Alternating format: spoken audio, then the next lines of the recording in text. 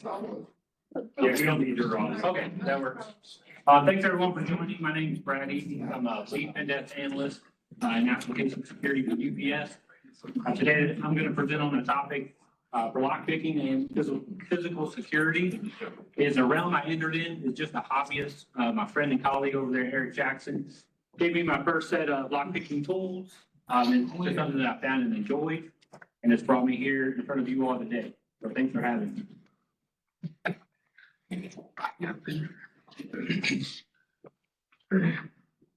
So today we're going to cover this topic as in-depth, in detail, and down to the score as I possibly can in the time allotted. What we're going to dig into, establishing some ground rules, like where lockpicking is legal. But then we're going to break down a lock, break down its component, and kind of understand how to break into the lock itself. Along the journey, I'm going to cover some common bypassing tools. We're going to think about getting into a locked area without unlocking it. And then the tools used to do some of those and how to apply defenses at home and around the office.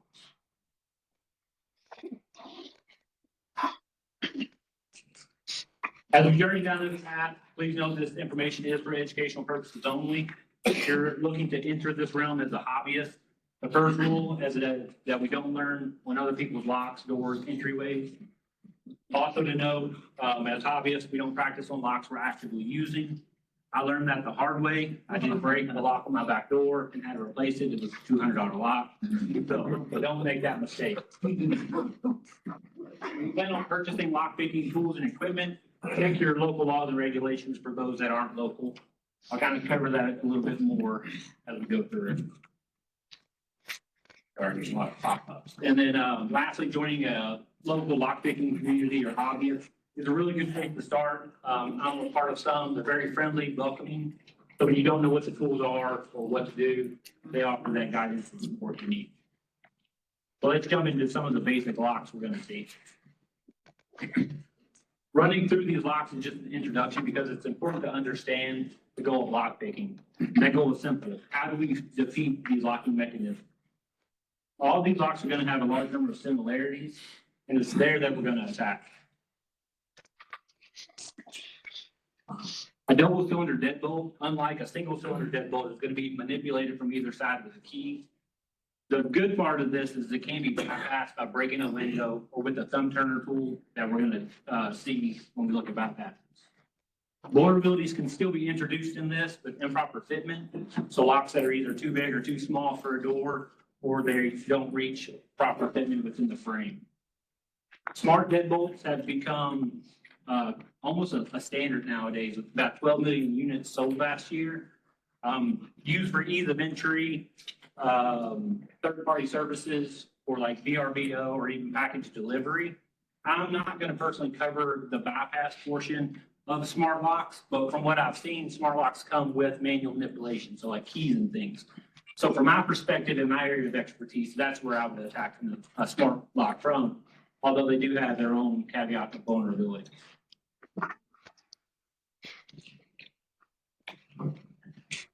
Rudimentary locks have been employed as early as 2000 BCE.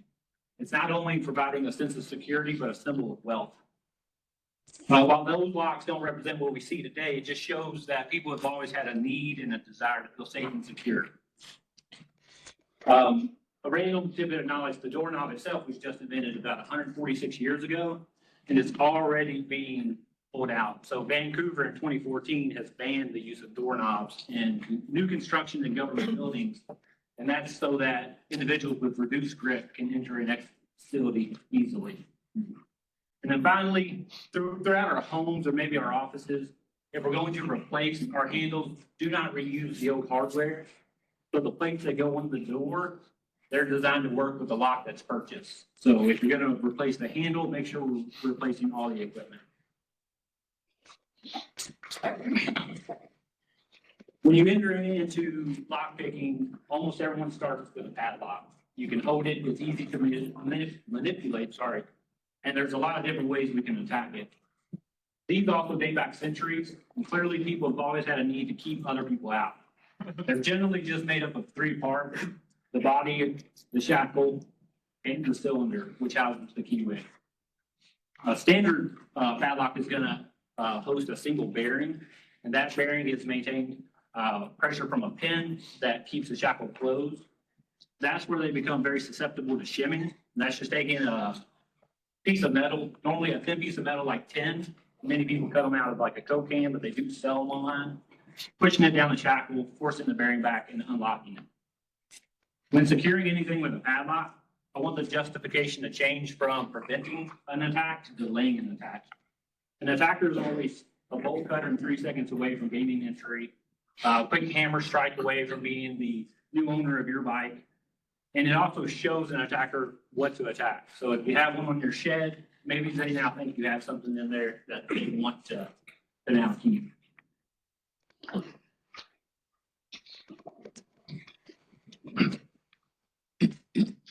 Tubular locks commonly found on bike locks, vending machines, elevators, and computer locks. These have been popular since around the 1930s. The design of the tubular lock really is similar to a normal key in that it's shaped down so that the key interacts with pins and springs to allow it to rotate. These are considered insecure just as the common padlock. Any attacker is one Google search and $30 away from purchasing a tubular lockpick. They're very easy to manipulate. And even if you don't understand it, there's a YouTube video to show you. They defeat that locking mechanism really quickly. And for the more tool savvy criminals out there, a hole saw drill will normally punch right through these. Vendors try to update their technology, and some add a steel ball bearing or a hard piece of steel to the pin to prevent that. But if the hole saw doesn't work, typically that other bypass tool will. Vendors are also guilty of regional keying on these because they're so common. Think if you have 100 elevators or a bunch of vending machines, you don't want a lot of keys. So key management is essential with something like this because you lose one key, you could then open up all the locks within a region. Dimple lock. These look different, but they really are the same as a standard pin tumbler or a standard lock we see in our homes. Here, the high and low areas of the key set the top and bottom pins to the shear line. The biggest difference between a dimple key and a normal key is a normal key is kind of cut on the vertical plane, and the only thing they're doing is turning it sideways and drilling the key slots into the top. And this picture may be a little bit deceiving, and it kind of looks like the tubular lock we were looking at. And it's not anything further from the case because it doesn't have those same vulnerabilities that tubular lock. I just like the picture. It's a good show of the key and how it uses the high and low cuts. The futuristic look of this lock prevents would-be pickers and attackers from attempting to bypass it or pick it open. But at the end of the day, the only thing that changes is the space in which you're allowed to pick is a little bit smaller. So what did they do? They just designed smaller dimple picks. It can and is picked just as a normal lock. And last is going to be our high security lock. To qualify as a high security lock, it has to adhere to the Builders Hardware Manufacturers Association. And that's the only organization accredited by the American National Standards Institute. And to be clear, BHMA does not deal with locks specifically. More so, they deal with anything related to locks, closers, exit devices, and other builders' hardware. They're just trying to provide another service to make sure manufacturers are doing what they're supposed to do with their locks. The compliance required locks to pass the following test: a cylinder plug static pull test, right? Can we just pull the plug right out of the lock? A cylinder plug impact test, so think of like a screwdriver and a hammer. Some of you probably see them like an old Chevy, where they used to steal all the time. Just hit that hammer in there, break all the pins, unlock it. Application of torque and attempt to gain entry. So a pry bar, can we use a pry bar to snap the pins to gain entry? And a drill resistance test. I'll dig into this a little bit more later, but if you just take note of that red highlighted area on the bottom of the key, that interacting with the second set of pins on this high security lock that allows the plug itself to rotate. But before we transition into lock mechanics, I always want to take a brief moment and provide everyone with something that they can take away and apply immediately to their daily lives. Picture here, it's a dead latch, also known as a guard bolt. And what makes this different from a normal latch is what we need to understand. Highlighted in yellow, that's our latch. It's gonna be on all of our doors, whether it's exterior doors or closet doors. Allows the door to close and remain closed until the handle is actuated. Highlighted now in red is the guard bolt, and the guard bolt has a specific job, and there's conditions that have to be met that many people don't understand for it to do its job. That's the guard bolt to prevent manual operation of the latch when the door is shut and locked. The guard bolt has to be held within its housing. This prevents shimming of that lock and entry to the door. So tonight, when you go home, if you can, check your exterior doors and make sure, one, you have a guard bolt latch installed, and two, when the door is shut and locked, that guard bolt is held back. The picture's a little bit deceiving, and I have tested this on my own. It doesn't have to be held back all the way. About halfway, if you push it back with your finger, you'll see you're no longer able to manually push the latch in. That's what it's doing. It's stopping the latch from being pushed in. And what we're looking for is the connection between the plate and the guard bolt. Again, this is the reason why when we get handles, we don't reuse hardware.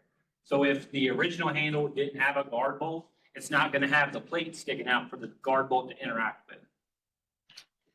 The other thing we can get are latches that are too wide and allow the guard bolt to fully extend. The guard bolt can also fully extend if your door is too far away from the frame. If you can visually see the latch, someone can come up and credit card swipe it open, right? The guard bolt's there to protect us from that. So transitioning now over to the lock. Again, it's been deployed as a defense for homes for over 4,000 years, and it often serves as either the primary or sole defense for our houses. So we're going to take a look at how the lock functions. I have about 5 slides here to expand our knowledge just slightly on the common cylinder lock. This is going to be found in almost everything that we discussed today, and we're going to begin by breaking it down into its larger components. I didn't understand this part of lock picking when I started out, so majority of my time was kind of guessing at what felt right, and often in picking what feels right is incorrect because you get a click and a move of the pin and you think you got it, and in reality you're oversetting the pins. And before I understood the lock, I didn't understand anything. So the cylinder of the lock, there's literally nothing more than the housing. It contains all the other components, and it's what fits into, our padlocks for our doors. Everything silver in this image is considered part of the cylinder, and the cylinder is going to create the upper limit of our shear line. The plug of the lock is the small cylindrical core that contains the lock's pin. This is what rotates independently within the cylinder of the lock, creating a rotational shear line. The front of the plug is where the key is inserted, and on the back is where we're going to have a cam or a tail piece, and that's what interacts with our lock to open and close it. The plug creates the bottom of our shear line. So now that I've said shear line 5 or 6 times, what is the shear line? So let's dig into that. This is the physical gap between the cylinder and the plug. Highlighted here as that green line. It's the conceptual line in which the plug rotates in the housing. Looking at the image, you're going to notice the driver pins fit between both the plug and the container, preventing it from opening. Only when that shear line has been cleared of any obstruction will it be able to rotate freely and unlock. And for lock picking, this is literally the most important concept to learn. It's the most concept in locks too, because this is how our key works. Our key works to push everything up into its correct position. So blocking that shear line are going to be our driver pins. They are the upper set, and their job is solely to obstruct the shear line while the lock is closed. Unlike the key pins, the driver pins are usually all about the same length. The key pins, or our lower set of pins, their job is to read the cut of the key and then push the driver pins up to the proper location. With what can be viewed as a simple mechanism, is often the flaws in the machining of these small, intricate pieces that allow lock picking an opportunity. So let's break this down just a little bit further. Our expanded view of the cylinder lock really grants us perspective on the total number of moving pieces. While all pin stacks are not created equally, these small metal pieces have very small tolerances, too wide of a diameter, and they start to get stuck, too narrow, and they can slip side to side, making general key usage difficult. Bottom pins are often machined in increments of 0.023, and this is what allows for all the different keys to be cut. Moving back over to the housing or the shell, this has tight tolerances too. It has to ensure proper fitment within its location, as well as free movement of the pins, springs, and the plug. The plug serves three primary functions for us. It has to accept a specific key type. It has to house the key pins and then engage or disengage the locking mechanism. And this particular plug, it's not a common one that we're going to see every day. It does have that drilled out right side for the secondary locking feature or the double locking sidebar. So if we remember back to that high security key with the red highlight in it, this is what it's going to interact with. Once it sets those lower pins, it allows the double locking sidebar to fall in and the lock to rotate. A large problem for pickers. They were also found guilty. There's a big company over in Germany that produced high security locks like this. And pickers were having a lot of trouble with it until one decided to file down the top of the key and use the bottom as his torque tool. That engaged all the bottom pins, allowing him to pick the lock open. So they too, right? We're talking about manufacturing cost. So what's the cheapest thing to do is to change the top bitting, but keep that lower bitting the same. So holding our manufacturers accountable is always key. And it's in all those small tolerances where the flaws in the machine allow us to attack the lock. The misalignment here, it might be exaggerated a bit for theatrical effect, but this misalignment allows us to set pins, and it kind of dictates our binding order. The binding order is the order in which pins get stuck. There's no definition of what any lock's binding order is going to be. They're all machined a little bit differently, but many lock pickers take notes down of that binding order, and it often is repeatable. So now that we have a solid understanding of the lock, we now have enough knowledge of what we're attacking. Right? We're attacking the pins specifically. Getting that driver pin set above the shear line. But now the goal is going to be like, what are we going to use to attack those pins? So a simple lock picking kit is what I recommend. I think Amazon has them for $20 or less because budget isn't everything, especially if you're getting into this just for a hobby or to learn. I always say, like, once you're mentally invested, then you financially invest. The tools that I have 3 or 4 different sets, but I don't prefer one over the other. I do find the cheaper ones are just as good. Not covered in my presentation, but pictured here is the torque tool, or I call it a torque wrench a lot. It's not probably accurate. These are sold in both top of the keyway and what we see here at bottom of the keyway. But you can also make these out of simple metal. So a bobby pin, a paper clip, anything that can be wedged into the lock and then used to create some rotational torque.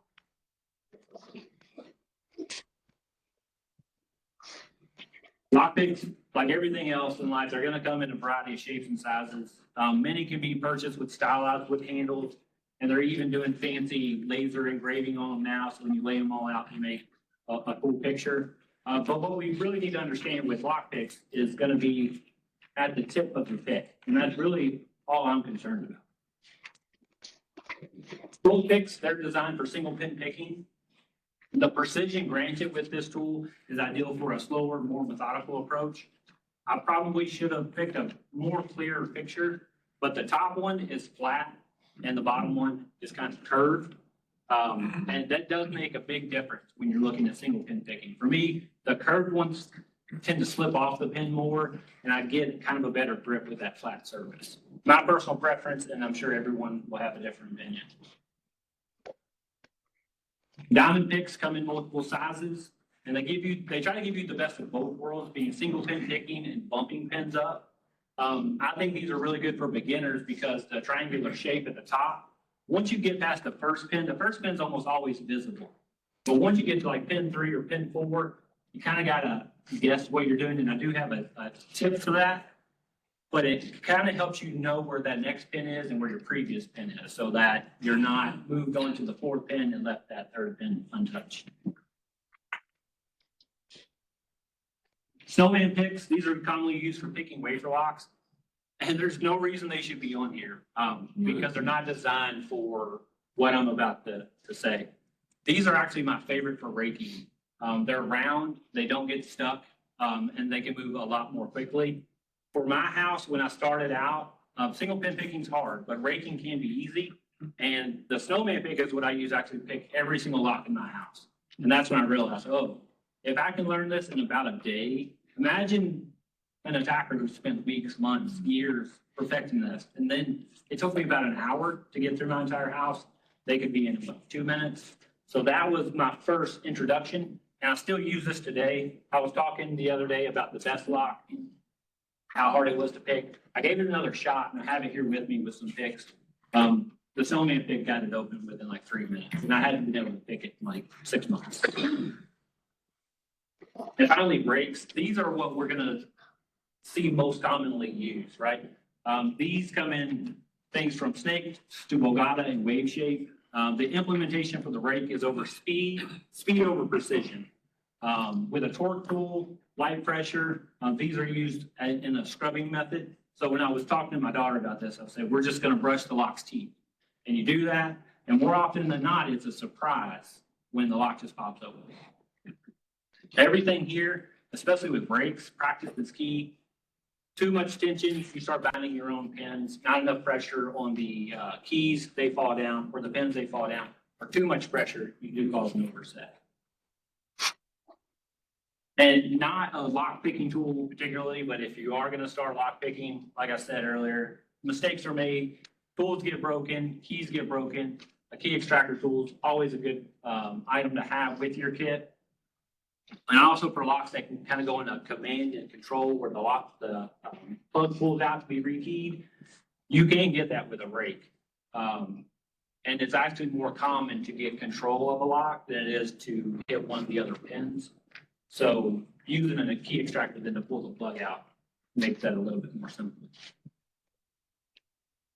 All right, so now we have a basis on tools. I do have a short animation next, courtesy of lockpicking, artoflockpicking.com. You're gonna barely see that tension tool at the bottom. Just remember, it's the thing creating rotational torque on the plug. And then while the video plays, note the pins, they're not set in order, right? 1 through 6. They're just set in the binding order. So once those driver pins get stuck in the shear line. It's quick, but we'll see here the hook's inserted. It's pushing up on all the key pins. The goal is to push the blue driver pins above the shear line. The slightest rotation of that torque tool, that's what's allowing enough resistance to keep those driver pins from falling back down. I know it's fast, and for most lock pickers, it's not going to be that easy, but that's just the concept that we're shooting.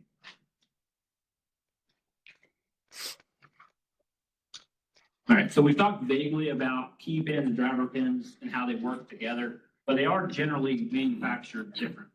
So the standard key pins are going to be smooth and increase in height at a specific rate, allowing for a key cutting machines to manufacture the key. So when a manufacturer is making a lock, they can't make it so difficult that when you have a key, it's difficult to open. So their job is to make it convenient that when we insert the correct key, it opens easily. However, what they do to try and thwart pin picking is an introduction to security. The goal of these is always going to be to accomplish an offset, and we're going to cover that right after pins. So within a standard like 6-pin lock, you might expect to see anywhere from 1 to 3 security pins within the lock. But from an attacker's point of view or a picker's point of view, manufacturers also offer a lot of online documentation. And what they'll typically do is, 1, say what type of security pin they're going to use, and 2, generally where they place them within their lock. That way, as you're picking it, you kind of understand if you're getting a bind where it's at. So the mushroom pick, the mushroom pin looks exactly like it sounds.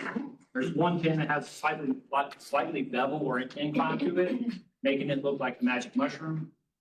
The notch security pin, it can have 1 or multiple notches around it. making it good for getting additional pressure when a pick is applied.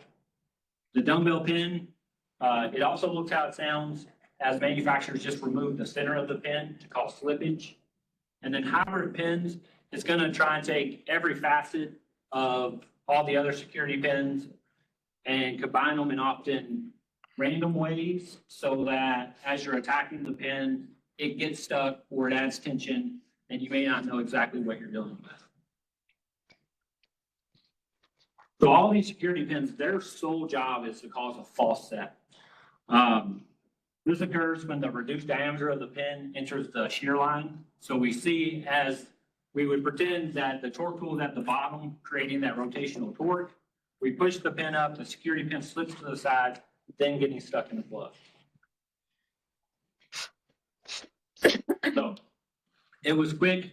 That concludes what I was going to cover just on locks and picking. We'll talk more about some of the tools at the end, but we're going to jump over to the bypass realm of security for a moment. Picking locks requires a lot. It requires precision, good technique, and a good understanding of the locking mechanism. So if I'm attacking a lock, is it 5 pins or 6 pins? Do they have security pins? What brand is the lock? Physical security is going to go beyond the lock rating. It's going to start to dig into other facets of the world that are often overlooked and allow for quick, silent entry. Again, let's take a moment to recall that we, as law-abiding citizens, are not going to attempt to bypass its security control. Things like trespassing, breaking and entering, forced entry, those are the things that should come to mind if you're wanting to practice these. So we're going to learn these techniques to know what to look for and then hopefully fix. Some of these often turn into a cool party trick that you can show around the house, but then make sure, you know, if you can exploit it, so can a professional. So we make sure that we fix it as well. Physical security pen testers often index on the visible side of the door to understand what's on the other side. Glass doors obviously providing the clearest of opportunities, but whether it's glass or not, these testers normally move so fast that you don't even know that a test has been processed. So on that door, we saw some weather stripping, right? And it should be noted that weather stripping is not a security device. Door jam, weather stripping, missing hardware, essentially anywhere a small tool can fit through, this is where the attack can happen. If a coat hanger wire can fit through it, the door can probably be bypassed. Exit paddles or crash bars both have to be up to code, meaning the force to open the door from the inside is not going to require a ton of pressure. We have to remember, in the event of an emergency, even a child would have to be able to exit the facility. And it's that code standard that attackers and physical penetration testers take advantage of. I do have a quick 10-second video from Deviant Olam, and he's showing how an intruder can quickly index the interior mechanism and gain entry. This happens pretty fast, like most things I show, but I'll try.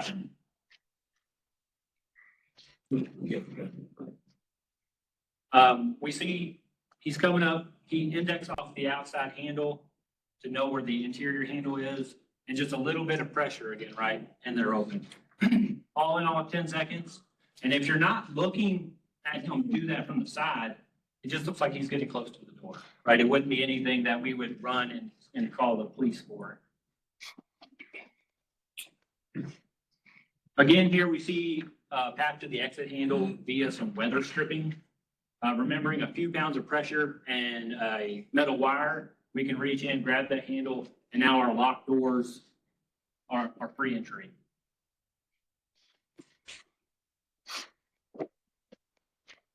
Thumb turners, these are used to physically turn a single cylinder deadbolt. Obviously, it's not ideal for a solid door, but for glass doors, right? When you can see the position the inside latch is in, you can see the tool go in. It's really quick. It takes a quick turn and we can disengage. So this is what we're attacking. Thumb turners are both quick and silent. Using a knob on the end of the tool, attackers can almost effortlessly disengage the solid lock, and it's often found on the front of what we see like department stores. It's so efficient that now fire and rescue teams, they also carry these. In the event that it's not a true emergency and you're the department store owner, you don't want little fire and rescue just shattering your front door that they can reach in and just quickly unlock. Maybe not in the event of an actual fire, but. Under the door tool is another one that can be homemade. It just takes some sturdy wire and string. When packed under the door, it lifts up and grabs the handle, and all it takes is some pressure applied to the string, and it can pull that handle over. So when the bottom of the door or the top of the door is not accessible, but the side of the door is, we can use the around the door tool. Like we see here, that is just a coat hanger. You know where the interior door handle is going to be to put your bends, and then you just use the exterior handle to know. You reach in, a little bit of downwards pressure, and it can get those doors open. So another quick video, this is the under the door tool. If we watch near the bottom, you'll see the tool enter the frame. This one also, it takes about 10 seconds. The wires inserted, they're indexing off the exterior handle. And once you feel pressure, it's almost like catching a fish, right? You're just gonna pull up on the wire and the door pops open. Oh, like no one's gonna see that. If we recall my short dive into latches and ensuring the guard bolt's properly secured, this shim is my daily carry. It fits in your wallet. And unfortunately for improperly secured doors, it's easier to use this than one of those under the door tools. I can have this out deployed in a door open in about 4 seconds. So keep that in mind. This is just a little bit better version of a credit card. Or if you see my driver's license and why it has kinks in it, is because I use that quite often to shimmy a door. So we're not left to our own fears and devices. We do have some simple steps we can take around the home or office or while we're traveling. So what we see bolted to the door here, it's not a security device. What it is a dowel holder for a closet. It's turned upside down and screwed into there. And this would prevent that under the door hook from being able to get past it and engage that handle. But we also run into areas out in the world where we get unintended security. This is just a guard to ensure that a dolly can enter and exit the facility without damaging the handle. But its purpose too, it blocks things from being able to get to that handle. So if we were to come under the door, very infeasible that I'm going to be able to grab that handle. And then last, for my folks at frequent hotels, noting that I don't recommend screwing things into other people's doors. Right? We don't want that on our credit card when we go to leave, even though we're improving their security. They don't like that. So what we can do is just take a rolled up towel, place it in the door handle. That's going to prevent the over the door, under the door, side door attack. When my wife traveled a lot, we also bought her a latch kit. It installs when the door's open. The door closes onto it, so if it has a guard bolt, it ensures the guard bolt's pressed in. But then too, it has a secondary locking feature on the inside. So even if you were to have a key to her room, the door won't manually open until that lock's removed. So I get the questions a lot. What tools? And I've said it before, I'll say it again. When it comes to lock picking, start cheap, and once you feel comfortable enough that you want to invest, you can start brands that I have purchased from, Southern, Covert Instruments, and Peterson. Those are brands that I've recommended to friends. I would recommend because I haven't had bad experiences. We all have our own experiences through things, but those are what I recommend. For crafty people, making these tools is always an option, from 3D printing to laser cutting. Everyone's getting into the market of building things and selling them. If you're looking to start a new business, lock-picking tools that are quick, easy, and there's models all over the internet for free. Always check local laws and regulations. Typically, from what I've seen, it's not illegal to own lock-picking tools. It is illegal to possess burglary equipment, okay? The difference is intent. So if I'm coming here with all my lock-picking gear, and I get stopped and searched, I can say I'm coming to present a lockpick. If I'm going to an abandoned warehouse at midnight and I have all this, right, it's gonna be very hard for me to leverage my way out of that. So don't try and pick the locks here, is what you're saying? I wouldn't recommend it. Mainly because the locks here are gonna cost a lot more if you break them.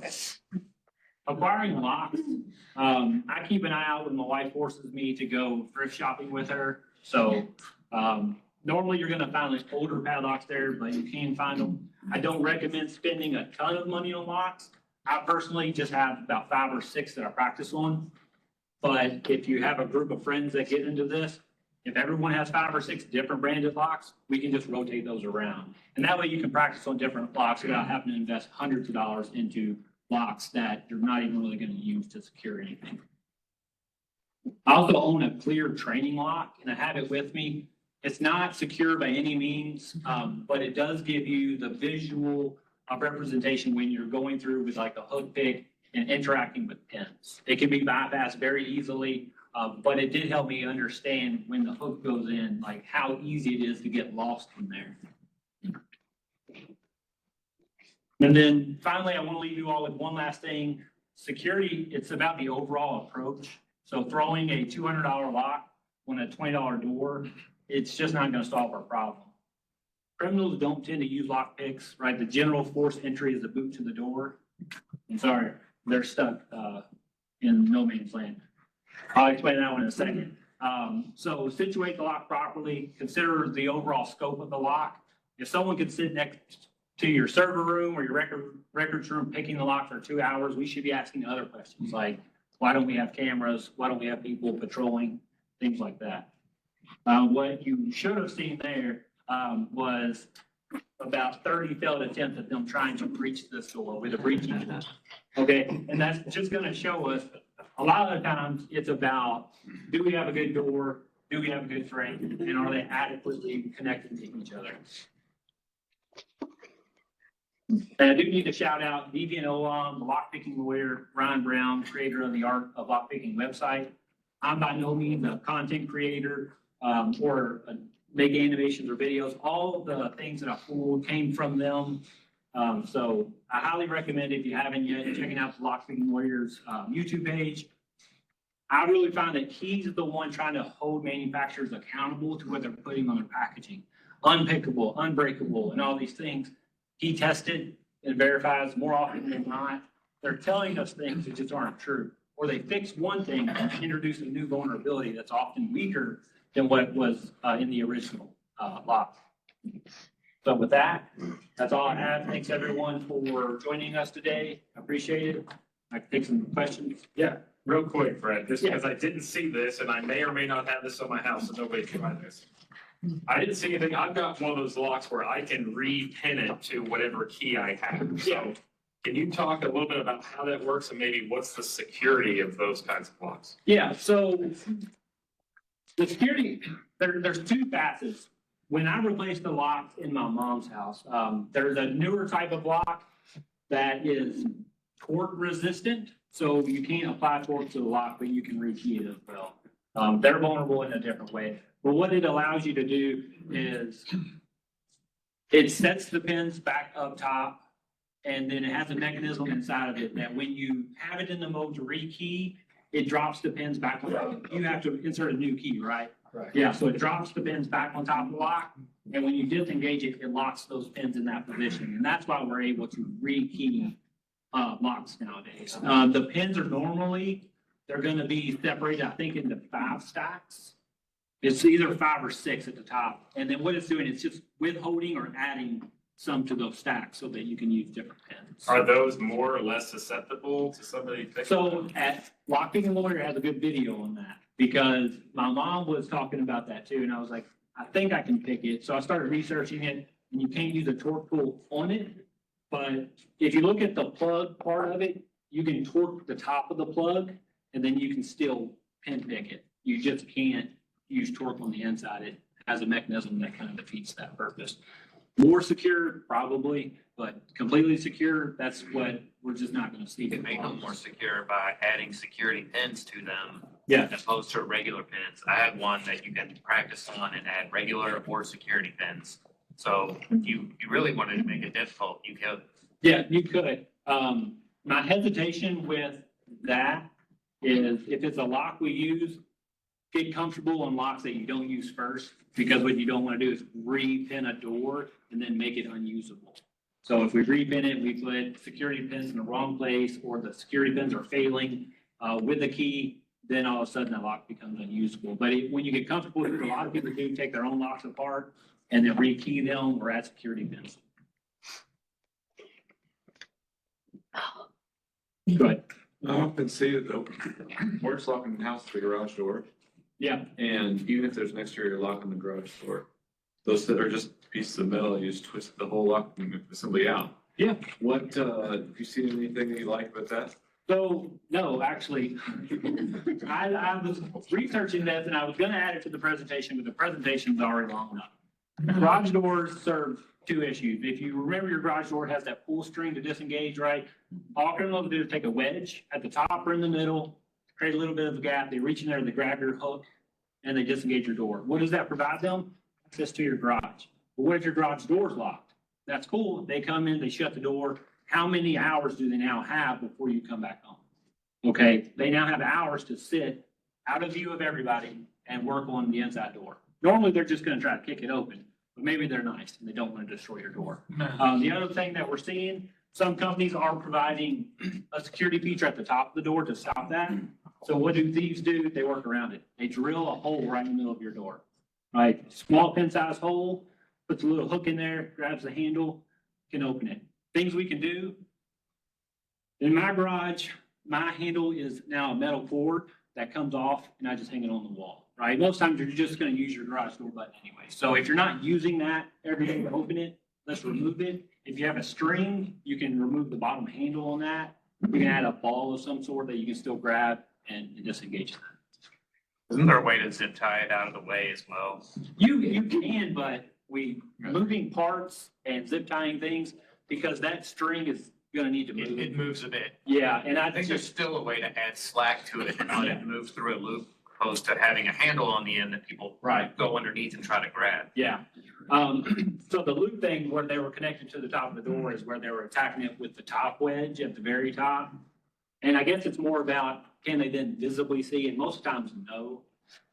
But, criminals. There's actually another tool, it's a set of springs that are for your garage door hinges. They're Yeah. called green hinges, and they actually put pressure outward on the door. Mhm. So it also helps with like water that comes into your garage or Yeah. cold air that comes in. So it's basically the equivalent of somebody shoving forward on the door after it's closed. Yeah. Those also help. There's a third feature you can add too, and my garage has these. They're almost like deadbolts you can put on each side, and they lock into the frame of the garage door. Those are really cool until your wife keeps forgetting that they're on, and she keeps doing it. It pulled one of the wires off the wheel, and I thought I was gonna be awesome to fix it. Those wires are very sharp, and it did slice right down the middle of my hand. Not anything terrible, but enough it was like, I should have been wearing gloves this whole time. I did get it fixed, and then we don't engage those as much, because it was like every day I would come out and you would see the garage door, I can't do it. And it's because she pressed the buttons and it was like, oh, it's stuck. So, lot of things with our garage doors that we can fix. Go ahead. So you mentioned some vulnerabilities in old vehicles. Have you tried picking any new style vehicles, like there are new keys that are, double ended inside? I don't know the name for them. Yeah, I know what you're talking about, and I have not, but they do make a leashy tool, and they make them specifically for each brand of car. All of our cars nowadays, right, you probably just have a remote. Some of them, if you look at your remote, there's a metal key inside of it you may not know that comes out that allows you to access the doors in the event like the battery dies or something like that. But I haven't personally used any in vehicles, but they do make tools specific to get into vehicles and probably to start them as well. Go ahead. I'm going to switch gears, but Yeah. do you have any recommendations for locking a laptop down with like a cable so that, if you're out at a client site or, an office or whatever, where you can put a lock in the side of the laptop some way and have a cable where it's, attached to a chair so that if you see somebody walking through the office, they've got a laptop with a chair following them. So, I mean, Do it, Apple. I don't know. I don't have any specific recommendations for that because I would always be hesitant to ever leave the laptop anywhere that's accessible, like even a locked drawer. I feel a wafer lock easily picked, but if it's not visible, they're gonna have to start rifling through things. My concern with that is we see a laptop, we want a laptop, probably gonna get your laptop. So whether there's a cord or not, do I have the gear on me to cut that wire? Maybe not, but the security of that lock, like $20, right? That's what we're gonna get. We're gonna get about $20 of security onto that lock. So is it good enough that I think someone may just bypass and leave it there? Maybe. And I'll look into that and see if I can find something and I'll share it. See what I can find. So enterprise grade laptops do have a cord manufactured into the side of them. But to your point, you can cut the cable. In our experience, we deployed hundreds of them, or maybe thousands. We were cutting them off in 3 years, 4 years when we were replacing laptops. Because people lost the keys. Yeah. But they didn't make them for, and it's gotta be enterprise grade though. It's not, you can't go to Best Buy and just buy a laptop, because most of the time it's plastic or. Right. Well, that was one of the things we were talking about over here. So, at one point I had received one, the lady passed away, her family couldn't find the keys. And so it was still attached to the dock and, we just picked it. It was, just typically like a 3-pin. And a lot of them are that way. So you still kind of want to look at the ones you're buying. But I think I agree with you too. It may be a deterrent where you just walk to the next cubicle and get one that's not. Yeah. Yeah. That's what I was looking for, is something where, it's just some kind of deterrent where it's like, oh, wait a minute, this is kind of a hassle. Spill a Coke on it, make it stick.